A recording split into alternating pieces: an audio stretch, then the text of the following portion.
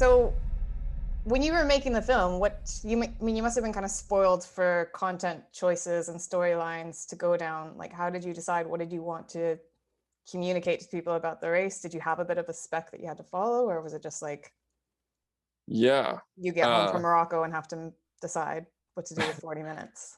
yeah, it was the whole process of how the film ultimately came together was honestly a really positive one, and one where I have to give like a lot of credit to Jacopo at Pedal Ed and to Nelson, because they across the board were like, yeah, just make the film that you want to make. Basically, they gave helpful advice, but they really didn't put any restrictions or limitations on it. I mean, there's a whole scene that is almost like a Rafa advertisement, um, where Adrian Lichty's smoking the cigarette in the scene, and he's just completely decked out in Rafa kit. And I love this scene. When I submitted some version of the film, I fully expected, and rightfully so, Pedal Ed has like a lot of stake in this film, for them to be like, no, we don't, you got to take that scene out. But it just wasn't even a question. It was just fine to keep that scene in because it made the film better. So that wasn't necessarily what you're asking, but I do think that when I went through and was making the film, I started it almost chronologically, just pulling together all of these little interviews with people, with you, and tried to pull it together in a way that made sense. And it wasn't until later on that I started doing like little time jumps. Like we get you sort of earlier in the film, just because of the nature, the way we followed the race, because Yeah. Sufjan did it so quickly. We kind Yeah. of had no choice but to follow him for a lot of the first part of the race, and then sort of backtrack and link up with you and with other people. And so, yeah, originally, if you watch the film in its actual chronological order, it would sort of be Sufjan starts and finishes the race, and then you go back And and the rest of us revisit. are just getting warmed up. Yeah, you go back and revisit there. And so eventually it did incorporated these sort of time jumps into it later. But yeah, the first edit of the film was like an hour and a half, 2 hours long or something, and was fairly chronological, and then just whittled it down to what I thought were the best bits. That's hardcore. Because, yeah, so making the film itself is really interesting. I think that's something that viewers might not appreciate, that actually you guys logistically trying to reach any of us on the race course was insane. Like the driving that Jacopo was doing to stay around us. I mean, like most of the course just wasn't accessible. And then you had us all in Bumfuck nowhere, Morocco, and you couldn't get us all on the same scene because Sofiane, just like you said, I mean, he just selfishly went so far ahead of the race. Like what was the experience of, and was that really stressful for you? You're just one man with a camera and you've got a truck that you're sharing with these other people trying to capture a documentary that's so spread out. Yeah, it was crazy. It's the only real answer. I mean, it was unlike, I've never done anything like that before, in terms of how constantly on we were. And again, credit to the drivers, to Jacopo, to Chris Trees, to Nelson, really to everybody who was involved in driving the cars, because especially, we were sleeping like 2 to 3 hours a night, which, to be fair, is more than a lot of the racers are sleeping. But regardless, just some of the drives that we would do, we would be following along with someone, and we'd have to make this decision of, okay, it's like 2 a.m. Are we going to drive 5 hours around on roads to try and catch this person at the break of day? Or are we going to try to drive this absolutely destroyed, like dangerous gravel road to try and catch them on this thing? And there's definitely a couple times where we made the decision to like stick to the gravel road, and I would just kind of curl up in the back and like half sleep while we drove to, hopefully, one time we like barely caught Sufjan. Yeah, it was just the whole process of that was just all these little decisions that you had to make 24 hours a day of, okay, are we going to try and go sleep here? Are we going to try and catch them here? And I mean, yeah, you just lived in a car for 7 days. It was a little crazy. I think one of my favorite memories of the race was when I was coming into CP3 and you guys were in the truck. Just you were ahead of me for ages. Just you and Leanne sitting in the bed of the truck filming and shooting me, and you just had your gimbal. And I remember, like, because I was maybe going 25, 30K because it was on pavement, and just seeing you guys literally bounce every time that the car hit something, and you with your like your expensive camera, so, like both of your bums went like right out of the truck for a little bit. And I was just like riding behind you, like, I don't know if this is okay. And you guys just seemed really like chill with what you were doing. But I was like, it was a nice relief for me because obviously I just spent days being concerned about keeping myself alive and keep my bike moving. Then suddenly I was like more scared for you guys for a few minutes, and that was nice. Nice little Well, change of pace in my mindset. So thanks for that.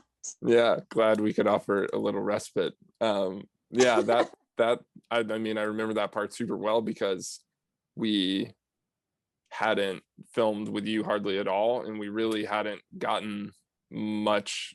We hadn't had many opportunities to film with any of the women who were racing at that point, and so there was definitely an element in that little section of, okay, Jenny's here, we're on a road. You know, a lot of the gravel sections you kind of had to park, and you had to get out, and you know, you had whatever, you had one chance to get a 15-second shot, and that's what you had. And maybe you could double up with the drone shot and a camera shot if you really. We did that a couple times where I like had the drone up in the air and I would film. I'd leave the drone and then I would like run with the camera to get 2 shots in one. But normally, you know, you had like just a super short window, and so having that chance to just sit in front of you for like 15 minutes and just film. But at that point, yeah, we were pretty used to getting like bucked around in the back of the Fiat pickup. But there was that one moment. I know there's a specific moment that maybe you're referencing where I was completely hung out the back of the Fiat and probably almost got launched out of it. Certainly the camera almost dropped the camera, but you know, we all made it. Yeah, I mean, you guys were kind of on your own endurance event, like sleeping about the same hours that we were sleeping, and yeah, jumping around in that truck the way that you were. Did you feel kind of, I mean, were parts of you looking at us thinking, I wish I was riding my bike right now? Or were you looking at us going, these guys are idiots, they're animals, I don't want to do this? It was definitely both. There were definitely times where you could see that people were really, truly miserable. And it was not interesting at all. Especially we actually weren't able to film that one section, but there's one section that everyone sort of talked about, yourself included, the Colonial Road bit at night, where people seemed genuinely like they were sort of afraid for their lives, maybe a little bit, where people were really concerned about like falling off of this road. And so that part didn't seem fun. But there were definitely times where I was just car sick in the middle of nowhere, you know, completely exhausted, where I was like, what I wouldn't give to just be on a bicycle right now instead of, I don't really like riding in cars that much. So there are definitely times where I thought this would be more fun to be out here riding. Yeah, I think I know which role I would prefer. I think 10 times out of 10 I would pick the bike, but then so I was really happy every time that I saw you guys, and this is why I like probably spoiled your film, because every time that you guys showed up, I'd just be really stoked because I like talking to you guys, and it was nice to see anyone that wasn't my handlebars, except for at the very end, sand pit thing that I didn't know was going to be there. And I was like, it was the one time in the race that I got angry, and then I saw your guys' truck up ahead, and I was like, of course I'm fucking here right now. Like, I don't want my camera shoved in my face. Like, did you ever kind of feel that when you were shoving your camera in the faces of people who are going through a pain cave? Were you a bit like, sorry, this is interesting to see you suffer like this? Did you ever get told to fuck off? Yeah, definitely. That's always it's a dance for sure. I mean, that happens a lot, or you run into that a lot as a documentary filmmaker, I think, finding yourself in these situations where you want to be respectful, but you also kind of want to capture the really difficult moments, and it's just a dance finding that line.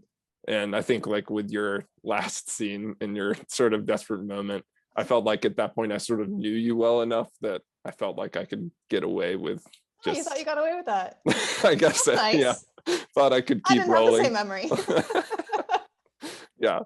Yeah. But I think, if you were if we hadn't had so much footage with you already and hadn't been spent a lot of time with you already, and I showed up and you were like, what are you doing here? I probably wouldn't film. So yeah, definitely there were definitely times where you put the camera in someone's face and you can just tell that they're not having it at all.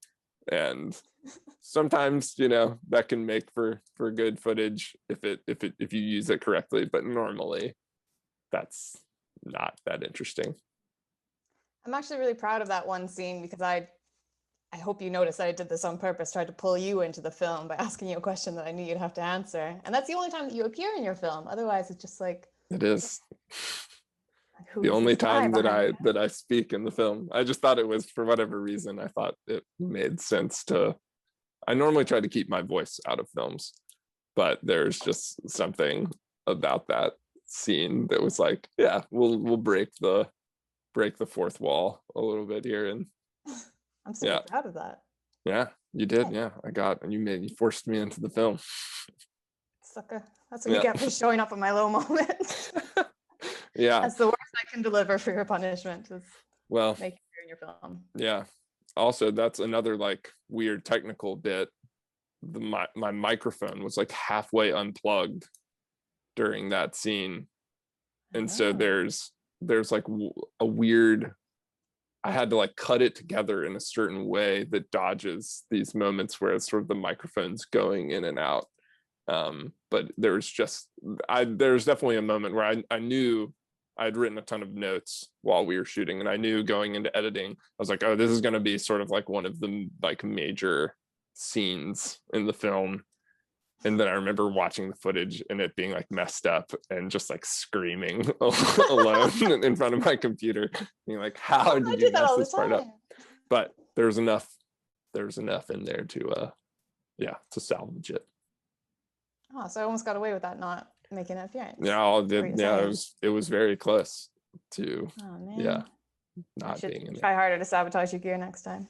Yeah, well, turns out running around in the desert loosens things up enough that sometimes it just breaks on its own. Yeah, I'm not surprised at all. Yeah.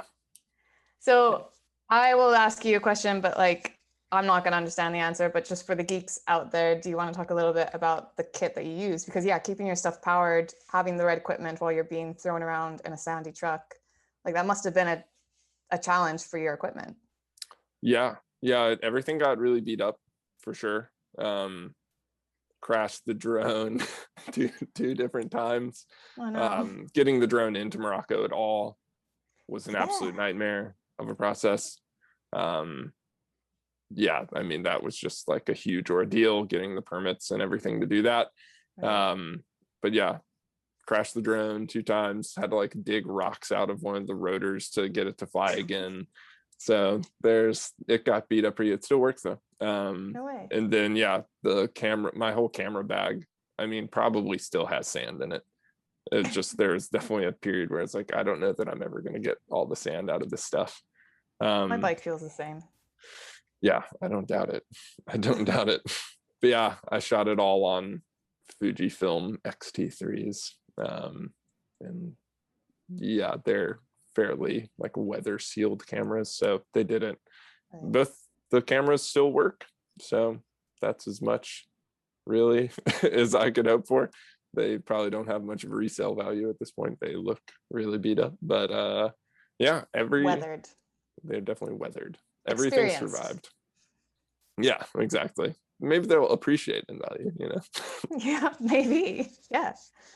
Do you have, like, for you as the filmmaker, do you have any part of the film that to you is just the favorite? Like you think like I just nailed that shot. It looks amazing.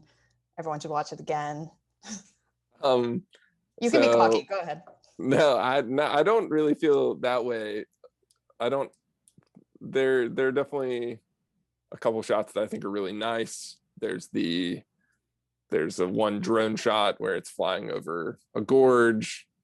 and I was able to track the rider kind of for like, I think the actual full shot is like over a minute long, maybe almost 2 minutes long. And I remember that one being one that when I shot it, I was just like, yes, we got it. Oh, that's a good feeling. That was good. But my two favorite parts, well, so like going into this film, we had talked a lot about that we wanted to make it funny, or at least funnier. I think a lot of movies in the adventure space, rightfully so, end up being these kind of serious things because suffering and drama. yeah, because The there's all this hardest people suffering alive. and these are like relatively hard things to do, but in my experience, at least with adventure cyclists, like they're all pretty like mostly like really goofy, funny people. And so I wanted to see that represented more in this film, and Jacopo and everyone else involved, Nelson, Matt Leak, and everybody wanted to see more of that as well. And so my two of my favorite bits are when when the guy's drinking the like 2 liters of water and he just does it in one go. The counter makes it. And immediately orders another one. I just remember I just wanted to film him and he wasn't upset that I was doing that. And I just remember like sitting there and I was watching it and just recording and being like, there's no way he's gonna drink. Is he gonna drink this entire thing in front of me? And then when he drank it, sat it down and ordered a second one, I was like, this is unbelievable. I love this. This is going. I knew that was like one of the shots that when I was doing, I was like, all right, this is going in no matter what. No one can talk me out of this. That's awesome. That one, and then when Adrian's rolls up and just like starts rolling a cigarette and smoking a cigarette, I was like, all right, this is great. This is a bizarre thing to be doing. What does he say? He's like if like you can do this, you know that you're alive. I just thought there was just something about that I was like, this is so European and cool. Yeah, so those two bits I definitely, from the gun, I kind of was like, these are definitely going to make it in the final cut. That's awesome. So like, I mean, you are pretty prolific adventure cyclist yourself, but was there anything about this group of people that surprised you that like you learned from spending so much time with us and getting up in our grills when we were in our like no filter moment? Yeah, I was pumped at how everyone was super nice. And like I said, like sort of like pretty positive and funny and wanted to talk. So, I mean, I'm not a racer, I've done a lot of trips, but they're always kind of they've been more casual trips. So I wasn't sure what it's going to be like showing up and getting in people's faces, especially when people weren't sleeping at all. But yeah, I mean, from the gun with Sufjan, and every time he showed up anywhere, he just was all like, he just wanted to talk to the camera. I mean, I don't want to speak for him. Also, like if you're not there, then he just takes out his Instagram and just keeps going. Like the man is ready to broadcast at all times. Yeah. So that from the beginning that Sufjan, who I hadn't met before then, was leading the race and was such a personality. That was super pleasant surprise, and was kind of one of these things where you have an idea. Whenever you make a documentary film, you definitely have an idea of what you want to make, but it's always going to change because you're just filming real events as they come to pass. So you have limited control over what's going to happen. Mm-hmm. And so definitely you being the character and, cool personality that you have, and then Sufjan also being a little bit larger than life. Yeah, it was just really nice to be like, okay, cool. We have these sort of main characters that ultimately were the winners, that felt like, cool. This is gonna work out. This is gonna be an entertaining film. Yeah, I was like, personally, for what I want to see happen in the sport, really stoked to see Sufjan win, especially on a race that there was a big documentary film being made, because I think he does set a really good example that he's just completely alternate to cycling heroes that you might be used to seeing on TV. That, yeah, exactly. It's just his personality, this guy who sings on Instagram the whole way around without ever pausing to take a nap. Like that just shows a different side to the sport, and just shows, I think, what a lot of us come from, which is just pure adventure and having a good time, and like maybe we like to go too fast and not sleep enough, but at the core of it, we're all just here for the adventure and the exploration. So I think he really represented that well, and I was just so stoked to see him get that coverage that you got in the film. Yeah, yeah, me too. It was really great. Yeah, having him be, he was just so dynamic, which is as much as you could hope for, really.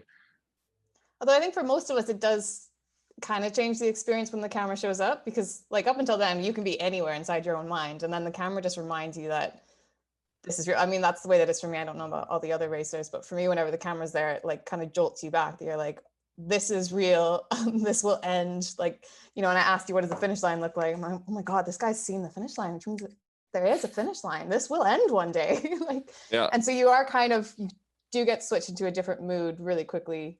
I think most people do when they see the camera. yeah, And that's why we're more animated, because we haven't spoken to maybe anyone aside from other yeah, racers, and we just kind of forget how to communicate, and then we see you guys and we're like, oh, talk to us, please. Like, yeah. That is take me good. away That, from thinking about my saddle sores, please, just anything. yeah, yeah. That is a nice side of it. That how it can be a pretty, I imagine it can be a pretty isolating thing. So yeah, glad to be able to talk to people. Are you? Yeah, I think so. It was always fun. So final question for me, if you got asked, you know what, because we're still in the pandemic, so we just need new films, can you just do a second edit of this film and released Into the Rift 2? What would, like, all those hours of footage that didn't make it into this one, what would be this, what was your second place storyline edit? What would the Yeah, next film be about? that's a fun What did question. you throw in the bin? There's definitely, so it was 40 minutes long.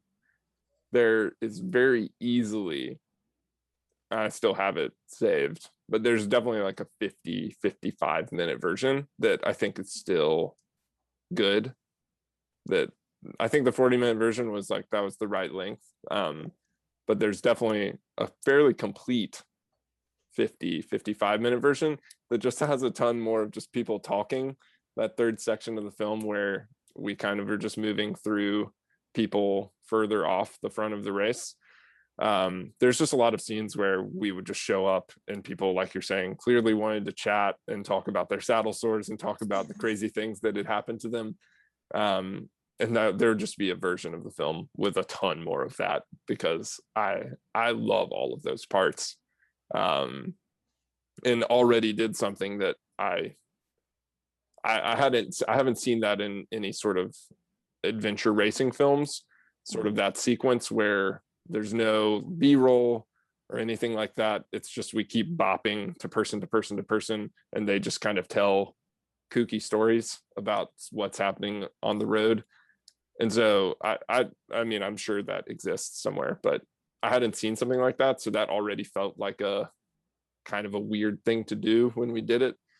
But that whole section could be like another 15 minutes longer because there's so much of that stuff. And yeah, I would include that. But like I said, there's like an hour and a half probably version of this film where the drone shots are just longer and the interviews are longer, and there's so much footage. I filmed way too much. I mean, I feel like you always kind of do, but Well, yeah, it's a better problem to have, too much, not enough. I think people yeah. want to see that. I mean, I want to see that. It's like the yearbook of the AMR. Well, then maybe that could be Sometimes. the screening. Maybe that's what'll be the final, when we finally have an in-person screening. We'll do the director's cut Into the Rift Yeah, director's cut. there you go. New Really projects. weirdly long version of the film. You know what? We've been in this pandemic for so long, and all of us have just been without racing and bike packing for so long. I think like you could give us 6 hours and we'll just sit there and be entranced. Well, Like, maybe remember we the make that happen. days. Like, it's so funny. I mean, now I think, especially considering the year that we've had, that race was uncomfortable for everyone who did it in every way possible, including you guys on the crew. And yet I think almost all of us look back at it and go like, man, those were the days. Do you remember like the severe I dehydration when I really thought I would collapse and die in the desert? That was just the best time of 2020. Like, my truly, favorite memories. that happened over a year ago is Yeah, crazy. And on the one hand, it feels almost like yesterday. I know. On the flip side, it's like that just like seems what a long year it's been. Yeah, Yeah. exactly. Yeah. Awesome. Good Well, times. yeah. Well, congrats on the film. I know it's really late to say congrats on the film, but you know, it's still, I think people Congrats on your win. thanks. Fought for that one.